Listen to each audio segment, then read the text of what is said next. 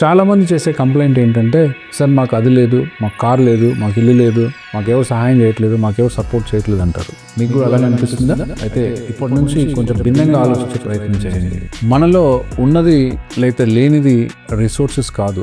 మనల్ని డిసైడ్ చేసేది ఏంటి అంటే మన రిసోర్స్ఫుల్ స్టేట్, అంటే నీ మానసిక స్థితి. నేను సంపూర్ణంగా ఉన్నాను అంటే పాజిటివ్ ఆలోచనతో, పాజిటివ్ యాక్షన్స్తో నీ లైఫ్లో లేని దాన్ని నువ్వు క్రియేట్ చేసుకోవడానికి ముందుకెళ్తావు. అలా కాకుండా నా జీవితంలో లేదు అని నువ్వు చెప్పడం మొదలు పెడితే లేని వాటి మీద ఫోకస్ చేసి లేని స్థాయిని మనం చేరుకుంటున్నాం. అంటే మనం గుర్తుంచుకోవాల్సింది ఏంటి అంటే మన జీవితంలో రిసోర్సెస్ ఉన్నాయా?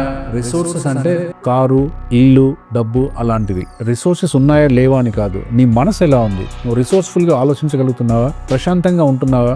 దైవం మీద నమ్మకం ఉందా? ఎప్పుడైతే నీకు ఈ రిసోర్స్ఫుల్నెస్ నీలో ఉంటుందో అప్పుడు నువ్వు రిసోర్సెస్ ని చుట్టుపక్కల ఉన్నటువంటి నీ రిసోర్సెస్ చూడగలిగి వాటిని వాడుకొని వాటి ద్వారా నువ్వు అనుకున్న గమ్యాన్ని చేయగలుగుతావు. సో ఇప్పటి నుంచి రిసోర్సెస్ లేవు అనే ముందు రిసోర్సెస్ లేవు అని కాకుండా నేను రిసోర్స్ఫుల్ గా ఉన్నానా, నేను మానసికంగా ఆనందంగా ఉన్నానా, మానసికంగా సంతృప్తిగా ఉన్నానా, ఉన్నది అన్న భావనతో జీవాన్ని గడుపుతున్నానా, లేకపోతే లేని దాని మీద ఫోకస్ చేసి లేవు అన్న భావనతో జీవితాన్ని గడుపుతున్నానా అన్న దాని మీద ఈ రోజు నుంచి ఆలోచించడం మొదలు పెట్టండి. మీ జీవితంలో వచ్చే మార్పుని గుర్తించండి. Thank you all.